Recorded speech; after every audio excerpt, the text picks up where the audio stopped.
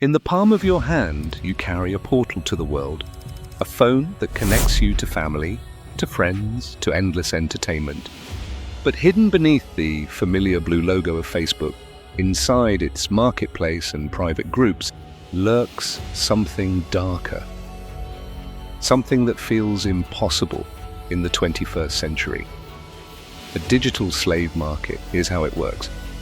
You open Facebook Marketplace in Kuwait or Saudi Arabia or Qatar, and instead of second-hand furniture, you find listings for human beings, photographs of young women, their names and ages listed alongside their qualities: polite, obedient, hardworking. Their price, a few $1,000s. A down payment is transferred by bank app. The goods are delivered through WhatsApp messages. And just like that, someone's daughter, someone's sister, becomes property. This isn't a metaphor, it is slavery. Alive, hidden in plain sight, operating through the same platforms billions of us scroll every single day.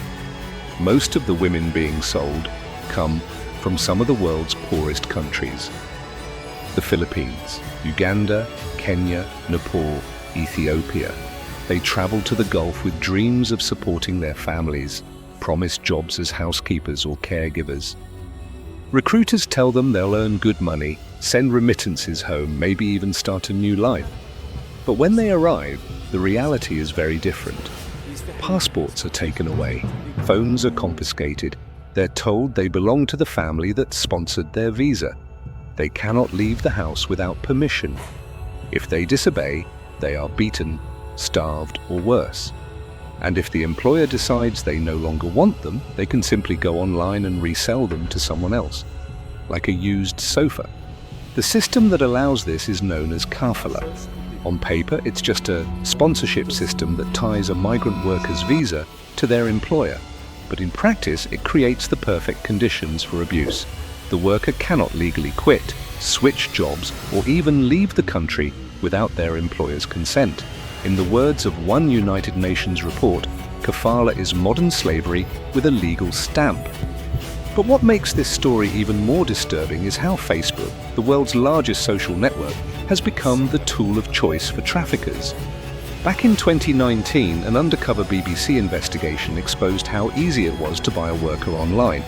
Their journalists set up fake accounts and entered private Facebook groups where thousands of people traded women like commodities. They found coded language, photographs of workers standing against blank walls, and direct contact numbers to arrange the sale. Apple, furious at Facebook for allowing this on its platform, even threatened to remove the app from the App Store. For a brief moment, Facebook scrambled to act. They deleted thousands of accounts, promised reforms, and issued statements condemning human exploitation. But here's the chilling truth. Even after the scandal, the slave market didn't disappear. It simply moved, shifted, adapted. It continues in closed groups, encrypted chats, and hidden corners of the platform. Take the story of Juliet, a 24-year-old woman from Uganda. She traveled to Kuwait in 2018, believing she'd be working as a cleaner. When she arrived, her passport was taken. She was forced to work 16 hours a day, beaten when she rested, and given scraps for food. One day, her employer's neighbor expressed interest in buying her. Juliet only learned this when she overheard a phone conversation. Her life was being negotiated like a price tag. She was sold for $2,500 through a Facebook listing. Juliet eventually escaped, but thousands of others remained trapped, their voices silenced by fear, their stories buried under the weight of indifference. Why does this continue? Because in the digital age, slavery is profitable, invisible, and shockingly easy. The traffickers don't need shady back alleys or smuggling rings. They use the same apps you and I use to sell bikes and books.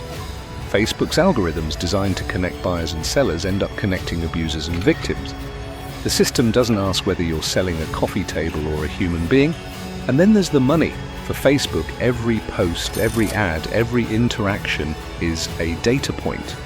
More activity means more engagement, and more engagement means more profit. So while the company insists it removes harmful content, critics argue the problem runs deeper. It's not just that traffickers exploit Facebook. It's that the platform itself, optimized for virality, connection, and commerce, creates fertile ground for exploitation. In one leaked internal report, a Facebook researcher admitted that the company knew about the problem years before it was exposed. They called it domestic servitude, a sanitized phrase hiding brutal realities: women forced into endless labor, beatings, sexual assault, imprisonment. One researcher wrote, "Our platform is complicit."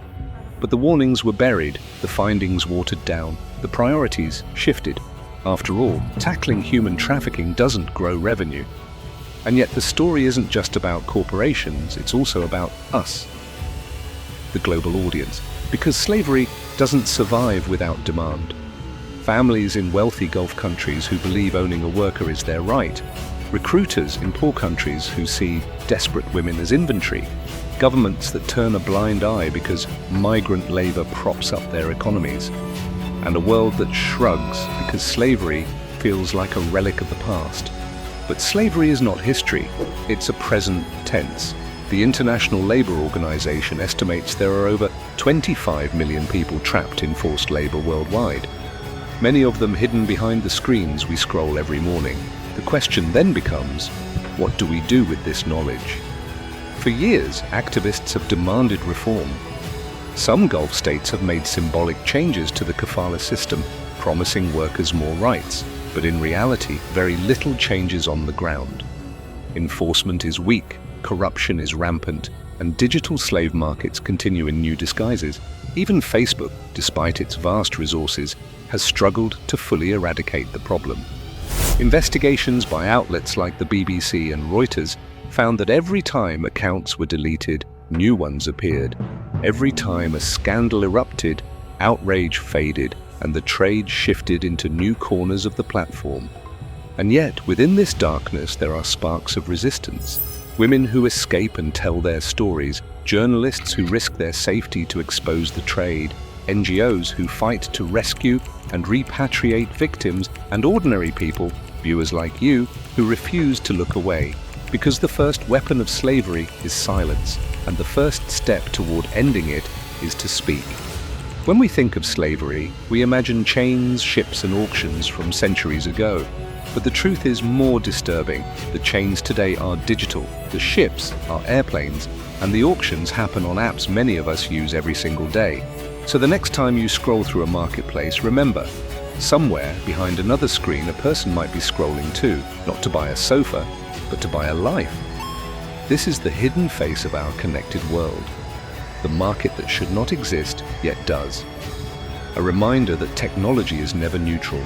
It reflects us, our greed, our blindness, our cruelty, and maybe our courage to confront it. Because if a platform as vast as Facebook can be exploited in this way, then the question is not just about one company. The question is about us. What kind of world do we want the internet to build? And when history looks back on this era, on a time when slavery survived in pixels and code, will it say we looked away, or will it say we finally broke the silence? That's the story. And maybe, just maybe, it's also a test.